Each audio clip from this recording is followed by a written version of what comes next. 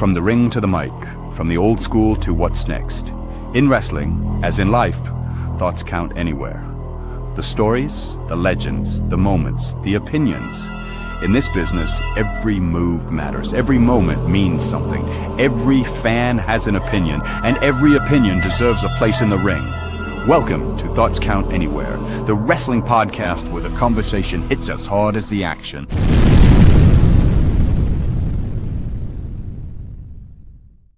Welcome everybody to a new edition of Thoughts Count Anywhere, live from the WWDBTV studios right here in Las Vegas. It's the 4th of July. We had a hell of a wrestling weekend last weekend, so there's plenty to get into today. Last weekend was wild. It was. There was so much fucking wrestling going on. It was literally Saturday as soon as we got home, finishing up Night of Champions. Didn't end until fucking 9 o'clock Western or Pacific. On Sunday night with All In. So, man, we have been at it. Crazy. From cool cage matches to shockers upon shockers. Yeah, to the announcement of another fucking cage match. Let's get into some American wrestling rumors. Let's do it. Rumor is after Zilla fought 2, was at the Performance Center, he will debut for NXT before he gets moving into the Bloodline storyline. Right move? I wouldn't even send him to NXT. I would just put him in the fucking show at this point. Like, you know where we're going with it. So why are we doing this? Why are we wasting time sending him to NXT for no reason at this point? I think the NXT crew would not be into it. Yeah, no, I mean, because they know he's only there for a short time. It's a short stopover. And then he's just going right to the main event. He's going to the biggest fucking storyline in the company right now. Yeah, I was like, why would you waste time? Exactly.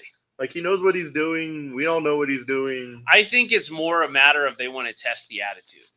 Yeah, probably. That's kind of been his issue on the independents, has been his attitude.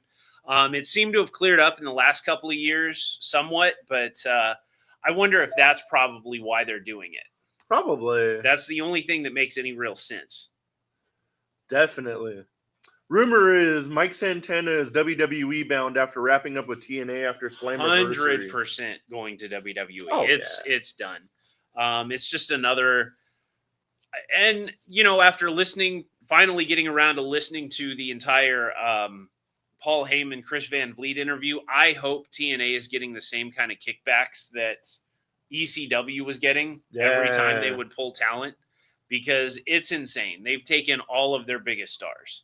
That 90-day thing has got to be up for all those people that were released recently. Yeah. We're going to be coming into that here in the next, I think, 2 weeks or something like that. Somebody's got to get TNA's got to get a heap of them. Yeah, I've already seen. Well, they did get somebody at Slammiversary with Apollo Crews debuting there. Oh, cool. And it was a nice surprise. We definitely, I think we called that one here on the show. Oh yeah, I'm pretty sure we did. It's a podcast, we know things. Yeah. Thoughts count anywhere, especially because we're calling shit as it's happening or before it's happening. Oh yeah. But yeah, I think I saw AEW is in Detroit 4 days after these 90-day clause expire. You're either bringing the guns in that night or you're going to do it at All In. Oh, yeah. If it doesn't happen between those 2 nights, it's not happening. And if I'm betting man, I'm saying we probably see the New Day at All In and we'll see the Guns in Detroit. I think we get the Bucks versus the Bucks New Day at All In. Or do you think they save it? I think you save it, honestly. I think because you're going to, All In is going to do well. Especially with what we think is going to happen this week on Dynamite, which we will certainly be getting into very shortly. I think All In, I think you probably go Bucks versus Machine Guns at All In. And then after that, you have New Day come out. Yeah. That's how I would do it anyways. Yeah, definitely. That'd be cool as shit. It would. I think so. I think it would definitely work. All In London's turning into one of those events that people are just buying tickets kind of like WrestleMania, before a match is even announced. They're like, oh, this is going to be good. Yeah, it's going to be solid. We know one of the matches that we're getting already, unless they change the title between now and All In. Yeah. Obviously, the women with the culmination of the Owen this week, we know Will Ospreay is going to be in it. We don't quite know who he's going to be in it against yet. we certainly think we know where it's going at the very least. Oh, yeah. And of course, it looks like it's going to be Tekla versus Mercedes, with Mercedes finally getting the one belt that eluded her so far since she's left. I'm going to be so mad if she beats Tekla. Yes, I agree. I am too. Tekla's like gold in AEW right now. She is, man. Her promos, all of the post-match shenanigans from Forbidden Door. Tekla's so fucking entertaining. Oh yeah, and when Tony Khan saying both of them are like two of his 4 pillars, like you don't even like know which way he's gonna go. Yeah, you know he's gonna give them like 30 minutes of go time in that match. Oh yeah, like there's not gonna be any wasted motion with that match. No, I think it's gonna be like a 5-star women's match too. Yeah, so they can both go. Yeah. As much as you don't like one personally, yeah, you can go in the ring for sure. Like we've established this. There are certain people that I just cannot fucking stand, but I can admit that they can still go. Oh yeah. In one case, is he as good as he used to be? Not even fucking close. But he's guy's 50 years old, so I wouldn't expect him to be. Yeah, definitely. But yeah, I definitely think there's a lot of contracts that these 90 days expiring. There's a lot of shit up in the air that's going to make interesting wrestling over the next couple of weeks. I think TNA is probably going to snap up a few of those as they become available. Where do you think the Wyatt Six goes? I think they like separate, and I don't think they stay together in one promotion. I think we'll see them come and do tag team matches, especially now that Big Damo, Killian Dane, and Nikki now own Defy Wrestling in the Pacific Northwest. I'm sure Gacy and Sam Shaw will do stuff together. But yeah, I can see them coming together doing spot shows here and there. Conventions, they'll probably do the group thing because that's going to make the most money for them. Didn't they announce them all for WrestleCon already? Yeah. WrestleCon in Minneapolis is getting all 5 of them together. Yeah, that fucking Minneapolis WrestleCon's better than this year's WrestleCon was for Mania. It's nonsense. Yeah, I mean the main event Mafia coming together for a photo. What are we at now? 15 years later? Yeah, it's fucking insane. Like that's going to be such a great photo. Yeah, it is. And Sting's not doing face paint anymore, so it actually fits the look of when he was doing the main event Mafia stuff. Yeah. So fuck. Why are they sending that one to Minneapolis? I don't know. They freaking. I swear, it was like we were talking like before the show. I was like, they're like, it's Vegas. They only have to put some decent stuff in there to get people to go. Yeah. But when they're anywhere else, they're like, let's like put this balls to the wall. Yep. These crazy fucking lineups. Even though it's at SummerSlam and everyone's going to go anyway. Yeah, and I mean, and here's the real kick in the nuts is WrestleCon has to bring all of those people in. Like, they were already scheduled for shit. Most of them were already scheduled for other shit here anyways. Yeah. I mean, whether it was like a million indie shows, the independent shows, or the seminars, or the WWE related stuff, they were all here anyways for other things. True. So I mean, they could have doubled up on everybody getting paid. They saved on so much travel. Yeah. Night of Champions. Yeah. That was the night first show of the weekend. That's the first one we're going to cover. First show of the weekend. The 2 first matches happened while we were physically on the air. Yep. But damn. Yeah. Obafemi defeated Jey Uso to become the men's king of the ring. Yeah. We covered that one here on the show. We were both surprised by that one. We thought Brock was going to interfere, and that's how we would get Brock versus Oba at SummerSlam. But boy, did they have other plans. We got the same thing, just a little twist to it. Yeah. It was almost like, what was the point of the men's king of the ring tournament? Yeah, because you could always get Oba to a world title match without him being king of the ring. Yeah. There was no need to do that. Don't get me wrong. I'm glad it wasn't Jey Uso, but I just think they could have gotten there somewhere else. I don't think you had to waste the king of the ring on Obafemi, because at the end of the day, at the end of 2026, after the monumental fucking WrestleMania win, after what we're going to see at SummerSlam, I think when you look back at 2026 and look at Obafemi's run in 26, King of the Ring is at the bottom of the list. Oh, yeah. Like, he had a super impressive showing at the Royal Rumble. Yep. And then, of course, the Mania stuff and the build-up to Mania was fantastic. Oh, yeah. Where there was that fucking feel of it. It felt like a big fucking match. And it still does, but you had never seen it. And now that you saw the way Mania went down, like that build was fantastic. Perfect fucking build for Obafemi's first WrestleMania match. Yep. But I think King of the Ring at the end of the year will end up being, it might crack the top 5 of his best 5 moments of 2026. Oh yeah. And King of the Ring should be bigger than that. That was a big deal back in the day. Yeah, it certainly was. But then again, just like we talked about last week, you had to earn it. You had to wrestle 2 or 3 matches in one night. Like that was because it felt like the culmination of something big because you had to really push yourself. Yeah, but like the finals, they're both like the bell's ringing and they're both like, crap. Yeah, we got to do this shit again. Exactly. But yeah, Obafemi versus Jey Uso, the match was fine. I'm not going to bitch about it, but the biggest shock was the finish. Just because we didn't see it coming like that. Yeah, I definitely didn't see no interference, nothing, nobody, just Oba getting a clean win. I was like, oh, all right. Guess we're getting Oba versus Reigns, and Monday put a squash to that. Yeah, it certainly did. We'll get into that in a minute. Yep. Io Sky defeated Liv Morgan to become the queen of the ring. Yeah. Things are definitely interesting because you had the perfect opportunity now that it sounds, and we'll get into a little bit more detail, but Rhea now looks like SummerSlam is potentially off the table. At the very least, it's hindered from what it could have been if you had Io choose to face Rhea, just because there were other storylines, I think, for Liv Morgan that would have been more entertaining. Like at this point, we just saw Io beat the champion. Yeah. I mean, why are we doing it? Why are we running it back? Yeah, I want to see an immediate rematch. Yeah, it made no sense for Liv Morgan to be in the King of the Ring tournament, period. Unless she was going to win it. Yeah, exactly.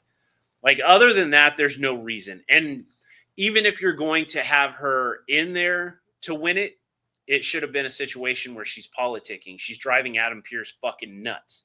She has to beat somebody to get into to even qualify for it in the first place.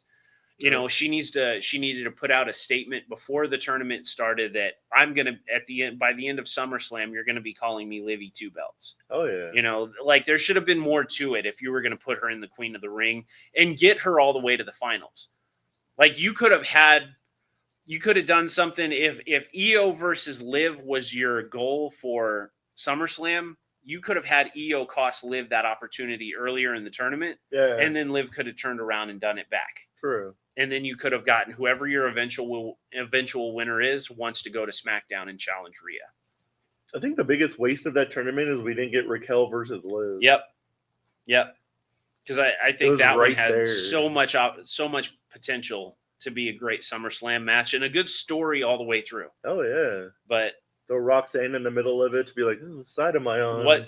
Who's she gonna choose? But hey, we'll see where it goes. Summer's not over yet. True that.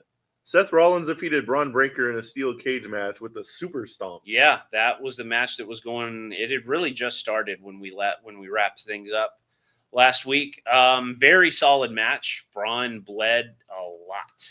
Did you see the replay? Did you try to watch the replay on Netflix? Yeah, I did. It's just a blurred face. Yeah, they blurred it, and I fucking hated it. I hate when they do stuff like that. Yeah, I fucking absolutely hated that they blurred it. I'd be like, it's wrestling. We know what we're getting into. Yeah. Meanwhile, but I mean, unless you're going to go out and start blurring all of these, like Austin at WrestleMania 13 when he's in the sharpshooter and blood's just pouring down his head. Unless you're going to go back and censor all of that, why the fuck are you censoring it now? Yeah, you better not do. They better not do any kind of that nonsense. They would absolutely fuck the whole feel of that Fans would riot. Trick Williams defeated Ricky Saints in the most non-shocking finish of the weekend. Yeah, that match never should have even fucking happened, let's be honest, because Ricky isn't getting the reaction compared to Trick, who gets one of the best reactions in the entire company. And then we're not even going to change. It felt like that match was thrown on there because they realized, shit, we're on a show called Night of Champions and we don't have our champions defending it. We got to get something on there as fast as possible. I'm happy this match happened solely so they can get to Carmelo versus Trick at SummerSlam. Yep. Carmelo has been screwed out of so many opportunities this year. That if he would have got the Night of Champions match and Ricky Saints would have got the SummerSlam match, I'd have lost. Yeah, Yeah, I would have been pissed, but it's one of those things that even if the match was put on just to get it out of the way, it shouldn't have happened because Ricky's been on TV for 2 months, barely gets a reaction at best. There's really no heat behind him anyways. So why the fuck is he challenging one of the most over guys in the entire company? So it's their way of trying to get him over by Trick Williams touching. Yeah, I'm sorry. And no disrespect to Trick, but Trick doesn't have that touch yet. Nah. That's the problem. True. He's got his own self over, but he don't got the power to be like, oh, let me get all these other people over. Absolutely. I fully agree on that one there. And then we had Tiffany Stratton defeat Jade Cargill to retain the women's U.S. title after all sorts of interference. Yeah, there was shenanigans abound in that one. They brought everybody out. Ric Flair, Chelsea Green, B-Fab, and Meechin. There was so much interference on that one, left, right, and center. But it was the right call. It wasn't a definitive victory for Tiffany. It was just a quick finish on there. So it didn't hurt Jade any because you had all the interference. So that was the most important thing coming out of that is how are you going to have Tiffany beat Jade without Jade looking bad? True. They absolutely accomplished that one. Yeah, they did. And then the main event. The shocker of the week. The shocker of all shockers, honestly. Shocker of it's not even I wouldn't say it's the biggest shocker. I'm still going to say if you want to talk about most shocking moment of 2026, it's still Brock losing to Oba. Oh, yeah. At WrestleMania, but it's definitely up there for one of the most shocking moments of the year. Oh, for sure. Sami Zayn defeated Gunther and Cody Rhodes to win the WWE Undisputed Championship. Yeah, neither of us called that one. Hell no. If there was now the question becomes how long does he hold it? Monday. Yeah, I certainly think Monday. Yeah, I don't think it's meant to be a long title run, but it doesn't need to be a long title run. Sammy got his big hero conquering moment. And you know what? The short title runs, if the idea is to position Sammy as a heel going forward, a short title run is the way to do it. So yeah, I don't think it's going to be a long title run, but at the end of the day, you can never say Sammy never won the big one anymore. True. Cody does it on Monday. Do you think fans backlash? That's how we get Cody Lander? I don't think we get Cody Lander. That's the problem. I don't think we get it. I think we'll inevitably get Punk versus Cody at SummerSlam. I think the crowd is going to shit all over Cody Rhodes, but I don't think it's going to lead to the heel turn. Just like the crowd was very shitty on Cody against John Cena, even after the heel turn with John Cena. True. They were very shitty on Cody after Randy Orton went full heel and kicked the living shit out of him. Oh yeah, that WrestleMania crowd was they wanted Randy. Pro Randy. They wanted Randy to win that fucking title so fucking bad. Even including Pat McAfee and that fucking nonsense. It did not fucking matter. That crowd still wanted Randy to win. I don't think it's going to turn Cody. He moves so much merchandise. I think we're back in the fucking Cena cycle where you can't turn your biggest babyface heel because you don't have anybody to replace his merchandise numbers. True. So unfortunately, we're definitely going to see a very anti-Cody crowd at SummerSlam, but I don't think it's going to be the heel turn. And they say it's QB. When they say he's QB1, it's like between him and Roman. Yeah. But Roman's not there enough to be like, oh yeah, you are really like exactly. Yeah, you can only go so far with a guy that's only there half the time. Roman's like the attraction of WWE. Yep. Cody's like I'm there every week and I'm the guy. The workhorse guy. Yeah. Yeah. I definitely agree there. What were your thoughts on Great American Bash? I had to go back and watch that. I had to try. It took me 2 attempts to get through. NXT is not where it was even 6 months ago. No. They cleared out all of the stars from NXT. They got to rebuild. They're in a rebuild phase. I have all the faith in Shawn Michaels to be able to do it. Oh, yeah. Just by looking at what he's done with Kendall Gray in 6 months is fucking amazing. But I don't think Tony D'Angelo's that entertaining of a fucking champion. That's the problem there. And you got him facing Naraku. Again, the least over Bullet Club member outside of Chase Owens in New Japan. Like, it's just that match was not going to draw a major reaction either which way. The highlight undoubtedly was Kendall Gray and her winning the title from Lola. Yeah, true. That's not to say the rest of the show was bad, but that one stands out more than everything else for sure. What did I do? What are you doing? I have no idea. These TikTok lives, I'm on this TikTok live thing. I have no idea what I'm doing. Yeah. Do we want to continue going over the results, or do we want to jump into the WWE report? We can jump into the WWE report. I like it.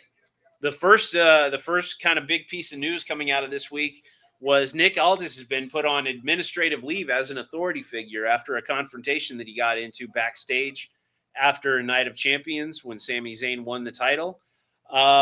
Do we think it leads to SummerSlam? Oh, yeah, for sure. It's gotta. Like, why else would you take him off of there if you're not going to pay it off somewhere else? Yeah, why else would you not, why would you waste your time doing anything else if you're going to take him off TV and have Adam Pearce running everything? I mean, I thought we might get Randy Orton versus Nick Aldis. I thought that was going to be Nick's first match in WWE would be Randy Orton, just because they had set it up for so long. He hit the RKO on him when he came back, and they find him. Randy gives him a check for double the amount and said that's for the next one. And of course, he's followed up on it, which we like to see those little details followed up on.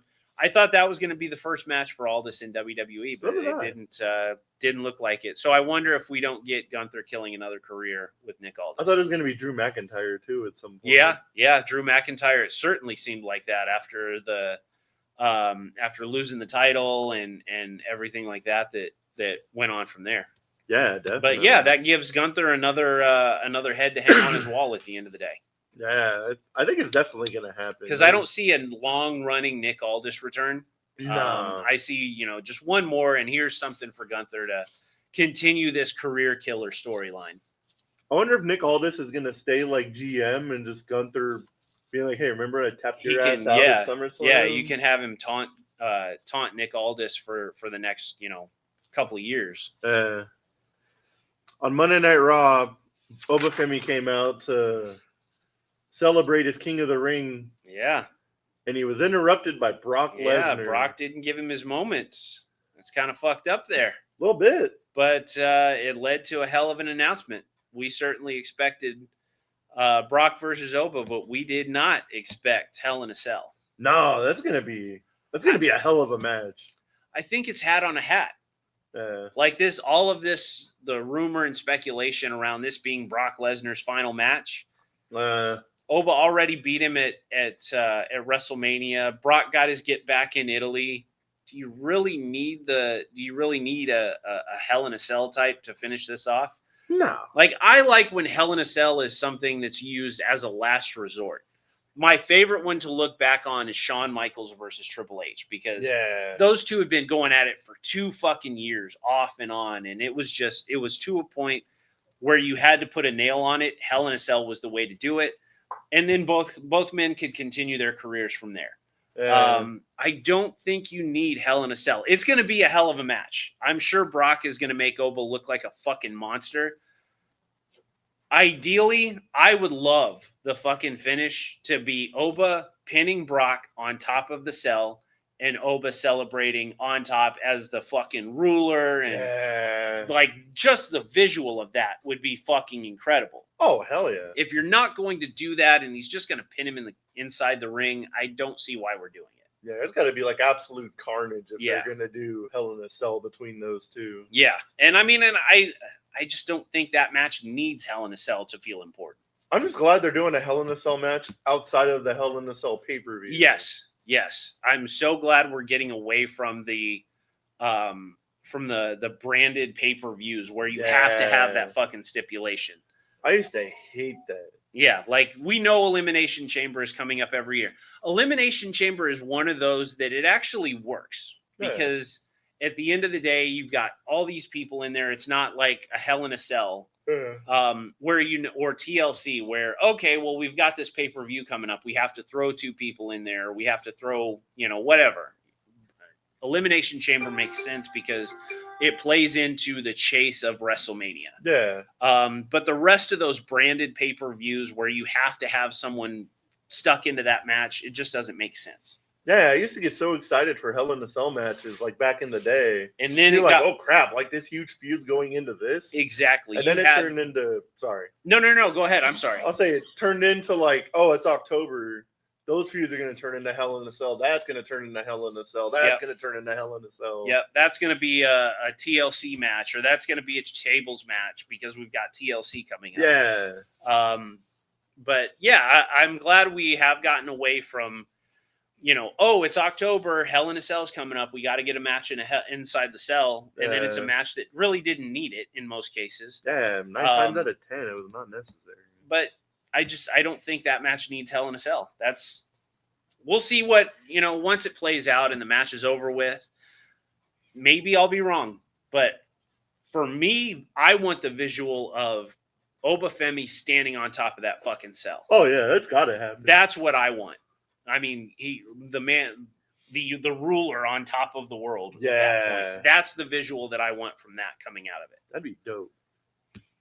Then at the end of Monday Night Raw, we saw the Tribal Chief come out, and in the middle of his promo, he got interrupted too. Yeah, by Seth Rollins. Seth freaking Rollins. It looks like he's finally done with the Vision. Yeah. Thank God. Yeah, it seems like the WWE is just done with the Vision at this point. Oh yeah, which is good because that shit has been so snake bitten from the very start.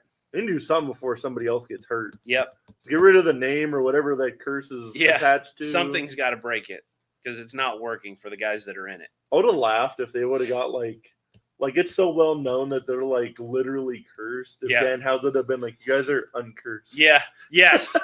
Yeah. You just have Braun backstage with Paul and Austin Theory and Logan Paul, and just Paul goes up to Danhausen and Danhausen says something along the lines of, "Oh, how's that curse working out for you?" Something like that. Just completely, obviously, we never saw it happen on TV, but just how's that curse working out for you? You know what I mean? And that would have been the way to end it right there. That would have popped all the smart marks. That would have. Sure. It certainly would have. And like one of us said it here on the show a couple of weeks ago, this shit has been so snake bitten. The only way to explain it would have been to while Danhausen was in the box, one of them was fucking around with it. Yeah. Like rocking it, or Braun was pissed off and hitting the box or something like that, and that's why he did it. That would have been the best way to fucking turn that negative into a positive. Oh, yeah. But, yeah, I mean, all of them hanging out together, they're all, Braun's pissed off, and he's just kind of pacing back and forth, snorting like a fucking bull. And Theory's back there with Logan Paul, and Paul Heyman is just standing there, and he looks up, and you see Danhausen standing there, and Danhausen just drops the line, "How's that curse working out for you?" That would have been the best way to do it. The human money isn't gonna make it go away. Yes. Yep. So now we're getting Seth Rollins versus Roman Reigns. Yeah, the Tribal Chief cannot beat. Man, that promo was so good. Yeah, it was. That promo was so good with Seth bringing up, this might be our last chance to do this. Yeah. And at the end of the day, one person that you've never beat. That is crazy. Roman's beat literally everybody. Yeah. Except for Seth Rollins. Yeah. That promo was so good on Monday night. Yeah. I'm looking forward to that match. Yeah, me too. They've done it a couple times, but every time they're in the ring, it's like magic. It is. Yeah. It's never been a disappointing match. So I saw the one that was it. It was Money in the Bank. Yeah. When Seth won the belt back for 5 minutes. And then John cashed in on it. Yeah. Won't be happening this time, that's for sure. Oh, hell no. But that was such a good match. It was. I was always like a big Seth Rollins fan, so when he beat Roman Reigns, I lost my shit. Yeah. The only thing that sucked about that whole night is when they brought, like, how they sneak people in. They always bring, like, the people in the hoodies. Yeah. And I was right on the rail. And, like, Moxley or Ambrose, whatever, was, like, the first person by the rail. And it was just, like, you kind of looked up. I was like, oh, they're cashing in. Yeah. Yeah, it was one of those where he should have been under the ring or something like that. Yeah. Because like that, him hiding out under the ring just plays into the lunatic fringe that they were doing. That would have been the best way to do it. Like bringing him out. But yeah. I said that's how they did it, but like when he was in the dark, I was just like right there, and I was like, "Oh, they're sneaking Just somebody." enough to catch him. Yeah, I like when they disguise them as like camera crew and shit like that. Because then it's totally inconspicuous. Then when you they have do that. no idea at all. Yeah, but it was still cool as shit. NXT saw a nice debut though. Yeah, we've been talking about it for a couple of months now. Kind of a scary moment though when Nikki Blackheart debuted. Yeah, she got Tatum Paxley up in the torture rack, and it looked like her knee almost gave her a problem. Yeah, I was like, you've got to be. When I first saw it, my first thought was, you've got to be fucking kidding me. She debuts, and that's what happens. Fortunately, it looks like she's okay. There hasn't been any follow up, but talk about a scary moment. Can you imagine the bad luck of debuting and immediately getting hurt? That would have sucked, man. Nikki Blackheart is everything that they want Jade Cargill to be. Nikki can fucking go. If you've never seen her wrestle, fortunately, we saw a lot of her wrestling over the last 2 years with all the independent shows that ran WrestleMania the last 2 years. We were fortunate to see a lot of her work. Yeah. Nikki Blackheart is everything they want Jade Cargill to be. I think they're everything they wanted Jordan Grace to be. That too. Yeah, Jordan's another one that fits that great look. Used to. Yeah, I agree there. But Jordan's better in the ring than Jade. That's why taking the horse juice. Now she's still got the horse face. Damn, that's a shoot right there. I still fucking hate it. Yeah, I like that one. That was a nice line. But yeah, but Jordan can go, whereas Jade is still finding her footing. She's miles better than when she debuted in WWE. Oh yeah. But Nikki is coming in. She can already cut a promo. She's already got a great fucking look, and she can fucking work. Yeah. That's what I mean when I say Nikki Blackheart is everything they want Jade Cargill to be. Fortunately, they got her. I hope NXT is not a long run for Nikki. I hope not. But we'll see. I hope she's not immediately fed to like Kendall Gray. And yeah. He used her to get Kendall Gray over or something. And then we got, speaking of knee injuries, Rhea Ripley's supposedly suffering from a knee injury. We don't know how bad it is yet, but there's a chance he misses SummerSlam. Yeah, and it was projected that she was going to be either facing JC Jane or another TCA favorite in Alexa Bliss, and it looks like that is now off the table. Do you think they strip the title of her if it's... I hope not. I hope it's something that at the very least she can have a match. It won't be a crazy, typical. Just make it a quick one to get the belt off. Exactly. Of her like I hate when we have to do it. If it's a neck injury or a back injury, I get it. Yeah. Don't put them in a match to drop the title. But if it's something that they can work through, even if it's just a short 5-minute bullshit throwaway match, I would rather that than the title being stripped. Yeah, for sure. Just put a fat knee brace on her. Yeah. And feed her to Alexa Bliss so she can have her belt. Like, I would love that shit. While we're on the subject, because going back to just stripping the title or the title being surrendered drives me fucking nuts, because we saw the culmination of it on AEW this week with the TBS title. I don't have any problems with the outcome with Shida getting the TBS title, but we're already running the package showing Willow preparing for a return. Why the fuck did we do makes no sense. A month worth of matches to crown Shida as champion, and the same fucking night you're already showing Willow's training for a return? Like, I don't understand why we had to do that long drawn out thing. True that. And I think it was a shoulder injury. So you could have done something to get the title off of Willow in quick fashion. Yeah. I just don't. That's one of those things that frustrates me. I get a lot of criticism on the show for not calling out when AEW fucks up. That one was definitely one of them. They definitely do some silly shit sometimes. Yeah. So does WWE. Yeah. So you can't really say it's one or the other. Exactly. But I get criticism on the show because I don't call out AEW enough. Yeah. For now, at the very fucking least, you can't say that. True. Because that. it just made no fucking sense. Like I'm watching it like, okay, cool. We're finally getting the survival of the fittest match. We're going to get a new TBS champion. And then I'm watching it and we're seeing Willow training for a return already, which means it's not far off. She'll probably be back by All In. Yeah, and I saw the reports of they were crowning a new champion, but Willow's going to be back in July. I was like, why did we take the belt off of her? Yeah. Or why didn't we have her just lose to a roll-up or something like that? Yeah, and I was like, if you're going to, like, do all this to make a new champion and your former champion that relinquished the belt comes back in the same month. Yeah. You could have figured some shit out. You could have done a little bit more in the time between it. Hell yeah. But we jumped ahead of ourselves here because we still have Forbidden Door to cover. Yeah, we do. We want to we're going to go ahead and take a quick break. On the other side of that, we will get into the AEW. We'll get into the TNA coverage, and we'll see you on the other side. Yeah. This is D'Lo Brown. If you want to be part of one of the greatest podcasts on the world, Thoughts Count Anywhere, every Saturday, 9 to 11 Pacific. Now recognize that. Hey, everybody, Aaron Filson. I'm standing with Anthony Miller. Hey, I have a quick question for you. What's the name of your favorite wrestling show? Thoughts Count Anywhere. What a convenience.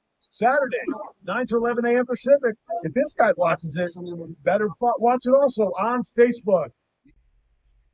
This is your Warlord of Weird Sin Bodhi, and you are watching Thoughts Count Anywhere right here on Facebook, Saturday mornings, 9 a.m. till 11 a.m. Pacific Coast time. Stay tuned. Do I look like I'm clowning around? Buddy, I'm Aaron Phillips, and I am with the legend, Sabu. And Sabu, you were telling me earlier about a special wrestling show that you really like, and that is what? Thoughts Count Anywhere, that's a coincidence. The same show that runs Saturdays, 9 to 11 a.m. Pacific, right here on Facebook. You better listen to the man to watch. Aloha, this is April Hom, the Royal Hawaiian from Glow, and you're watching Thoughts Count Anywhere.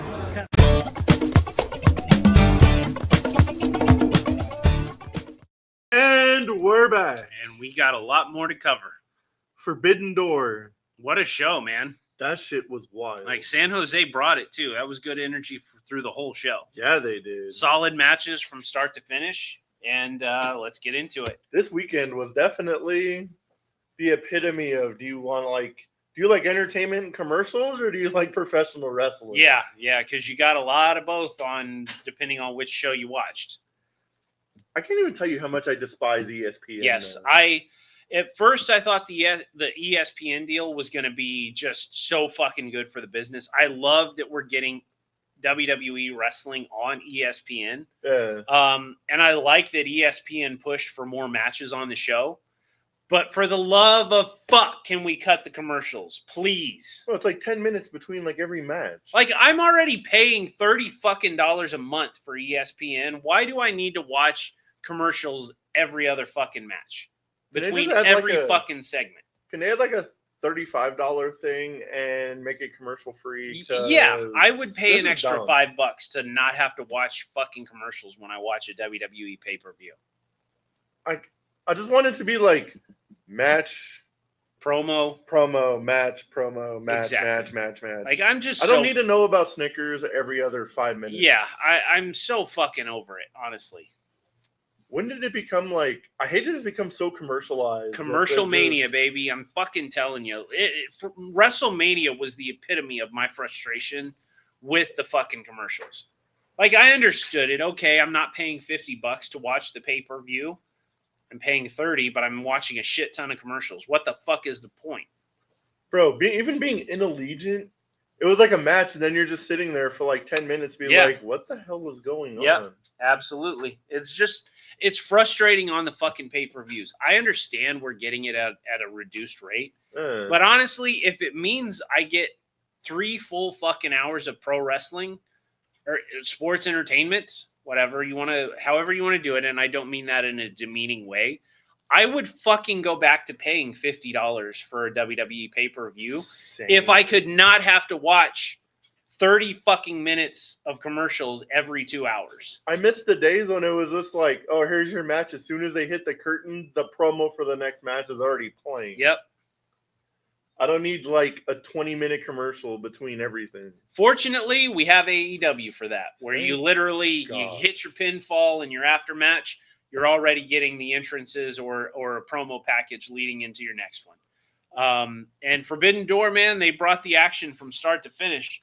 Yeah. The very first match, the El Sky team and Unbound Company versus the Young Bucks, and what was a hell of a match to kick it off. There was so much high flying, high paced action.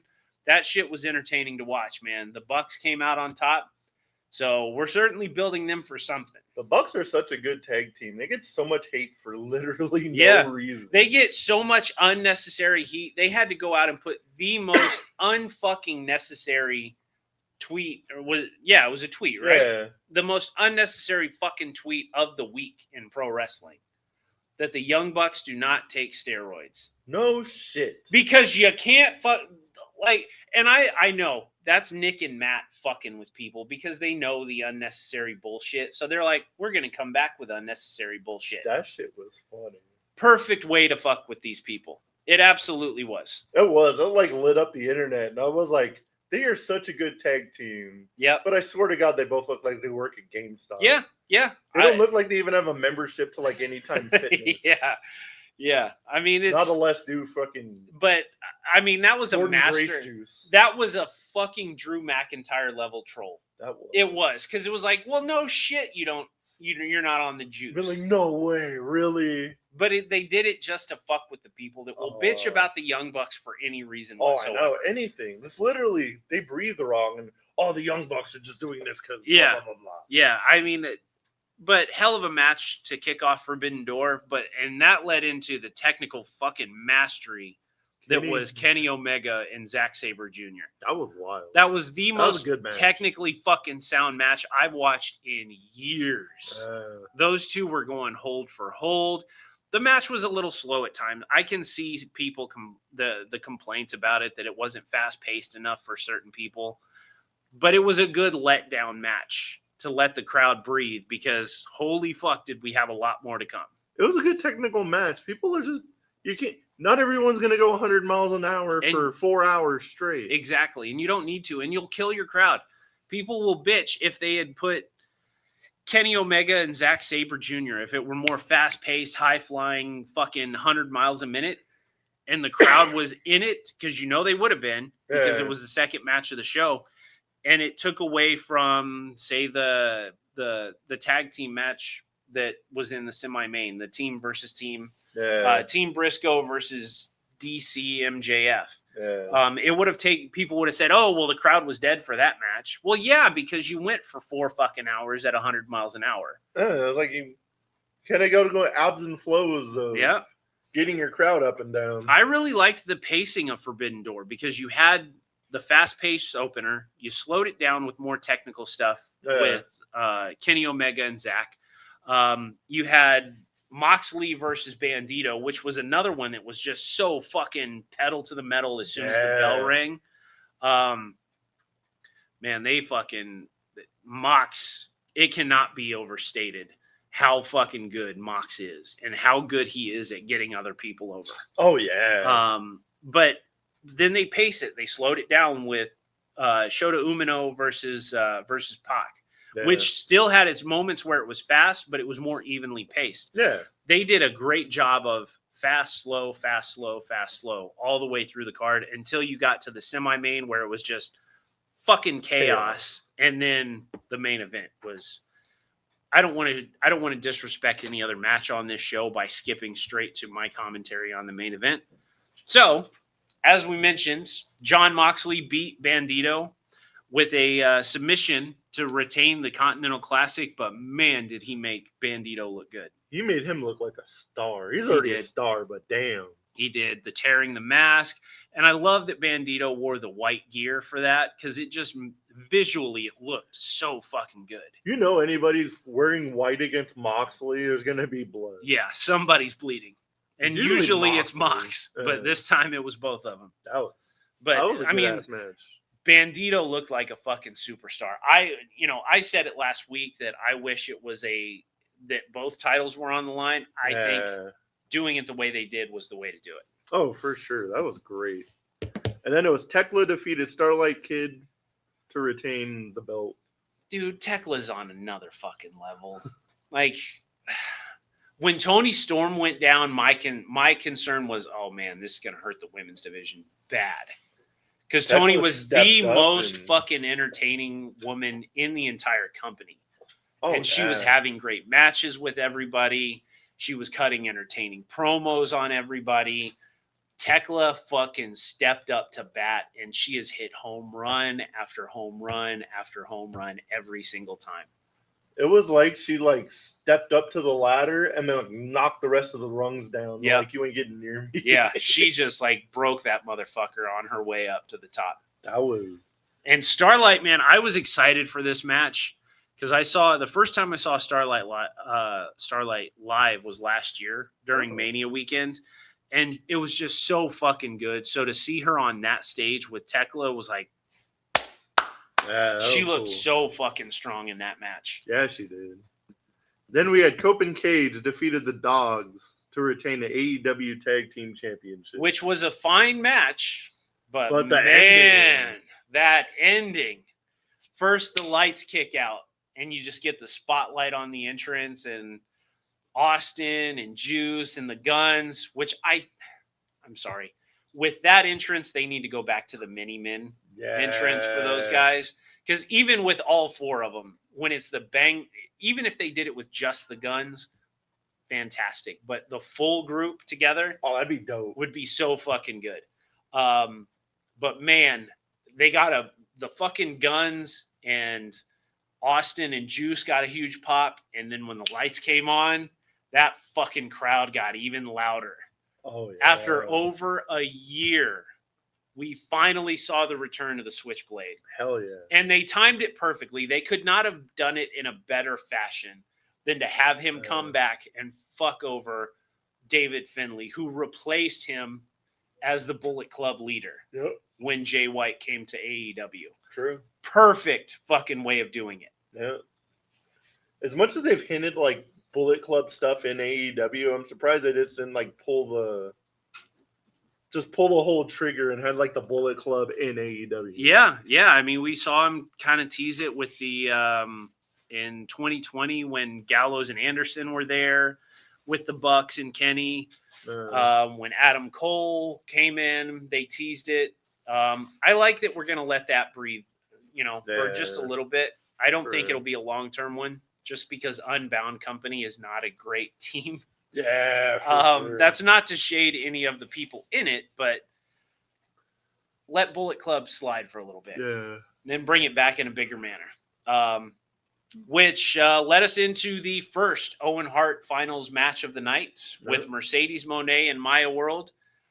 We just talked about it earlier on in the show, how there are certain people that we cannot stand, but they can go in the ring and we're going to give them credit.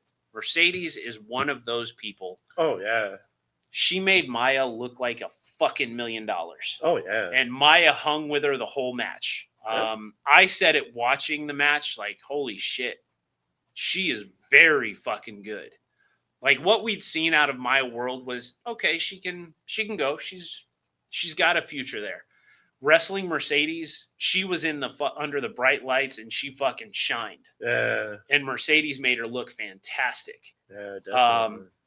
I love that they did the callback to the Bayley and Sasha match at TakeOver. Yeah. Where she goes to get the ropes, where Mercedes was in the submission and she's reaching for the ropes. And then Mercedes just kicks back and rolls into the submission. Yeah. So fucking well done. That was a good match. But of course, as we expected, Mercedes Moné is going on to All In to face, we hope, Tekla. Those promos are going to be something. They are. Yeah, I'm looking forward to seeing what Tekla has in store for Mercedes. That's for sure. So do I. Then we had the Steel Cage match. Team Briscoe versus Team DCMJF. Yeah, and that was a fun one, man. But before we get into that, we saw a new cage design in AEW this week. I think it was cool as shit. So the first photos I saw of it were when it was still raised and up in the rafters. I was like, nah, that looks fucking stupid. And we talked about it on the show. How are you going to have 12 guys in the match at the same time in a standard size cage. Yeah. AEW thought ahead. You got to give them credit. They did. It looked a lot better. It looked a lot better on the ground. And it worked. It gave everybody their space to do what they needed to do. Can we talk about the Blackheart spot? Yeah. How fucking good was that? That was cool. Like, they bring the bag out and they leave it sealed. And Max, there's got to be something good. There's got to be something good in there. And then it's fucking Leo Rush. And I love that they played into the whole Gollum thing. Yeah. When Max put the ring on and he starts moving his hand around and Leo's just following it everywhere it went. That was so fucking good. And we also got the Andrade face off with him. Yeah. He knows. How you know? He knows. It was just, that match was so fun, man. From start to finish, we expected a war, but it had its entertaining spots. Like, oh, yeah. Takeshita reaching into the bag and flipping off Okada. Kyle O'Reilly reaching into the bag and pulling out a fucking Nintendo. That shit was just like, what the fuck are we doing? But it was so entertaining to watch. It was good. Leads to the surprising, I didn't think they were going to do it at Forbidden Door. The turn of Andrade. Oh, yeah. On the Don Callis family. I thought they were going to save that for sure. I thought they would save it, but they certainly made it worth it. Yeah. I'm shocked that they didn't make a t-shirt out of that. Me too. The fuck MJF and fuck Don Callis t-shirt. I'm surprised Pro Wrestling Tees or AEW didn't jump on that. They got to make it. Like, they should have done it already, but I would have bought one. Yeah, I would have bought one of those shirts. And then I would have worn it to an MJF signing. Hell yeah. Because it would have, I would have absolutely worn that. 1,000%. That's one of those shirts I don't know that I would wear it that often, but I would have had moments where I would definitely wear it. Like a photo with Don Callis or a photo with MJF. I'd absolutely fucking wear that shirt. Hell yeah, that'd be hilarious. And then our main event. All due respect, and this one might be a hot take. Somebody will probably find reason to disagree with it. I thought going into the second half of the year that the El Grande Americano versus El Grande Americano would be my match of the year just because of how fucking good that match was. I've put that match over damn near every week since it occurred. Oh, yeah. The one match that I think has a shot at beating it out at the end of the year was Swerve versus Ospreay. That was... The entrances were so fucking cool. With Ospreay coming out as Bane. I already got that picture. I got both pictures saved already. Yeah. And then Swerve coming out as Lobo. Man, that was so fucking cool. Hell yeah. That was cool. I loved the story that they told of Swerve just being fucking ruthless and beating the ever-loving shit out of Will Ospreay from the very fucking jump. To Will Ospreay having to fight from behind. People talk about AEW doesn't tell stories. You can kiss my ass after watching that match. Oh, yeah. They told a story and a half. They told a fucking fantastic story with Will Ospreay fighting from behind. And then the moment at the end where the Death Riders kind of come out and they hit Will's corner. And they're just juicing him up and gassing him up. And then you see Will pull that fucking elbow brace off and he hit that final hidden blade before loading up the fucking Tiger Driver. Yeah. We've talked about it, how we don't like spamming finishers. We saw a lot of house call kicks. We saw a lot of hidden blades, but we didn't see the finish end on one of those. You only saw one Tiger Driver. You only needed one Tiger Driver. We saw Will break out the fucking Stormbreaker. He hit the hidden blade, and he finished it with the Tiger Driver.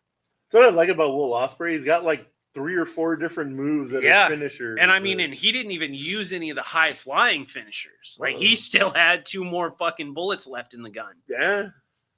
But, man, that match was fucking incredible. I hope Will Ospreay finally gets his moment at Wembley. You have to. You have to do it. If you don't, you just you failed yourself. Speaking of Will Ospreay's possible opponent, we know Wembley Will Stadium. We know Will's going to the main event at All In. The question is, who's he going to face? MJF defeated Mark Briscoe. Yeah. on Dynamite to Yeah. retain his title. And as he was attacking Mark Briscoe after the match, Kenny Omega made the save. Yeah.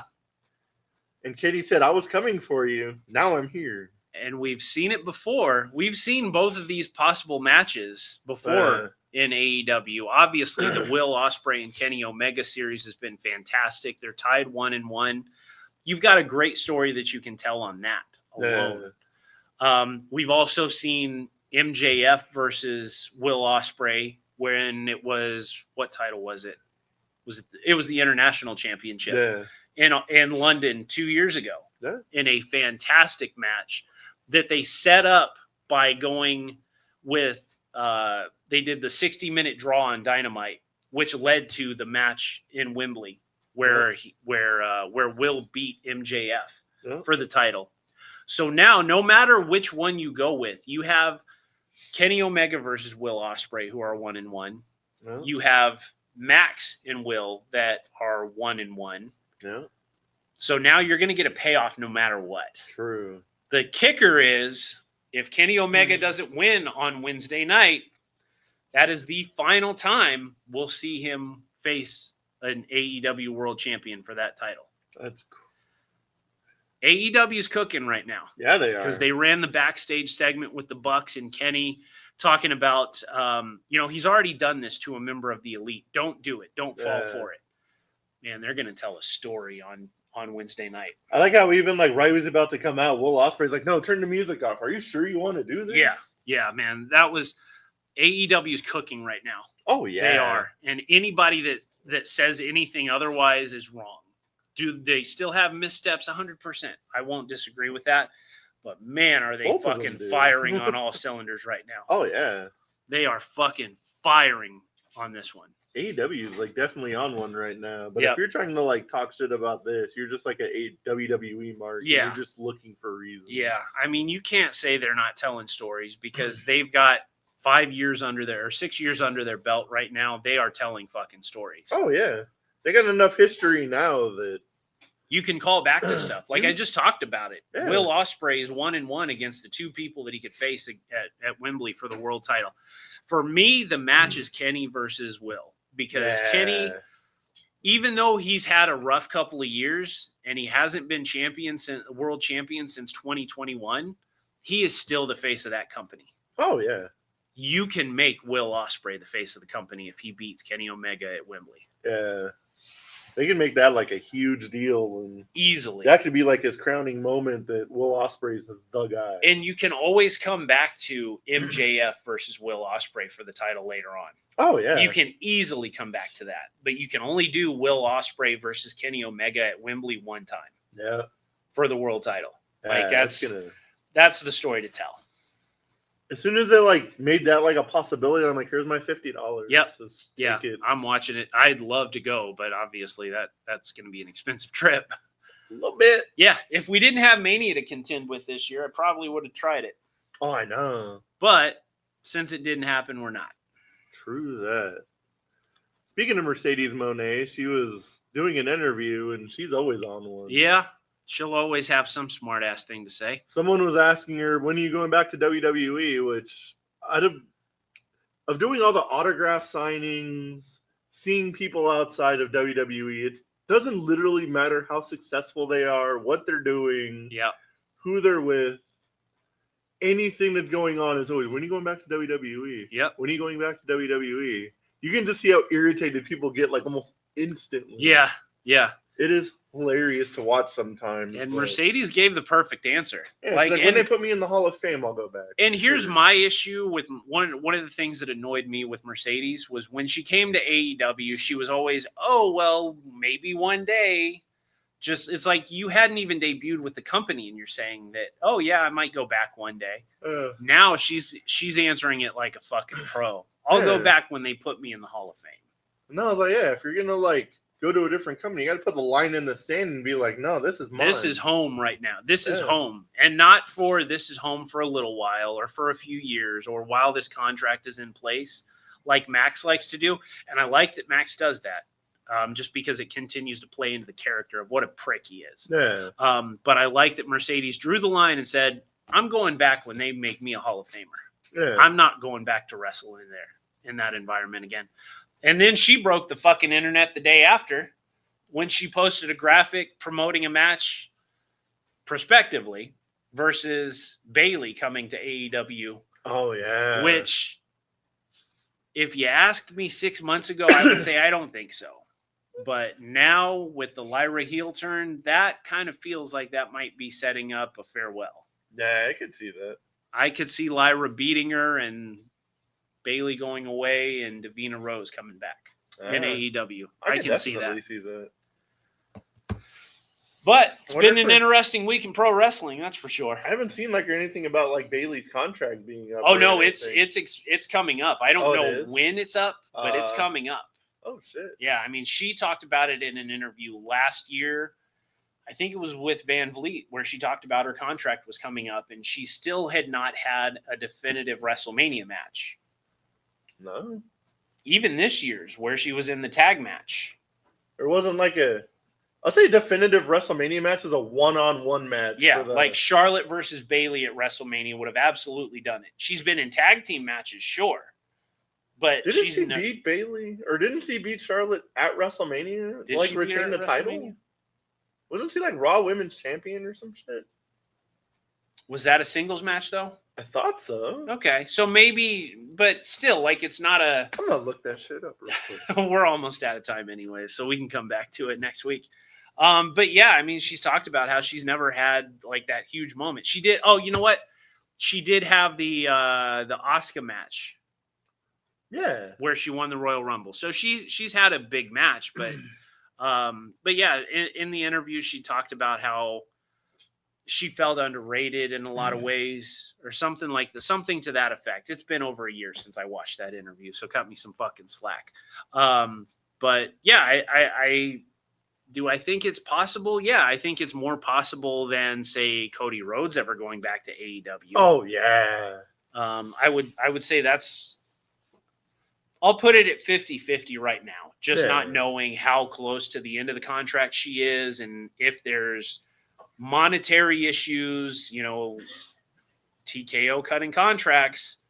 Why would, if she can go to AEW with more creative freedom, she can be there with Mercedes and do the kind of matches she wants to do, and AEW is going to pay her more, I can see it. Mercedes is in Tony Khan's ears. Yeah. Like, you want to do this. Yes. You want to do this. Yeah, her contract, she's probably Remember the told takeover him, match? We can do that shit at All In. She's probably told him, hey, her contract is up in X amount of months. Yeah. And this is what, I could easily see that happening. I swear to God, I'm 100% convinced that WWE has a board of all the AEW talent and phone numbers and contract dates. Yeah, Cody Rhodes. And AEW has the same thing for WWE. I'm sure. I saw a rumor that on WWE's board is Megan Bayne. I wouldn't doubt it. I would not doubt it, and I would love to see that. Would be Megan Bayne in the WWE system would be a monster fucking success. Oh, hell yeah. She would just, every bit of that would work. Megan Bayne versus Rhea Ripley at WrestleMania. Make that shit happen. Just print money at that point. I'll do it. I don't even care where it is. Yeah, I'll go to that one. That would be wild. Yeah. But we're out of time. We are out of time this week. Sad thing is we still had a lot more to cover. Yeah, no, I made that shit hella long on accident. Well, there was a lot to cover last week with 3 fucking shows, or 2 shows on Saturday, 2 shows on Sunday. Yeah. But man, a lot of shit. Yeah, it just didn't end. And but unfortunately, this show does have to end today because we got other commitments to get around to. Yeah, definitely. So tune in next week. We'll be here. Enjoy the 4th of July. Make sure you go to bed with 10 fingers. Stay safe. Stay safe out there. Don't set shit on fire. Don't blow yourself up. Other than that, have fucking fun. See you next week. Later.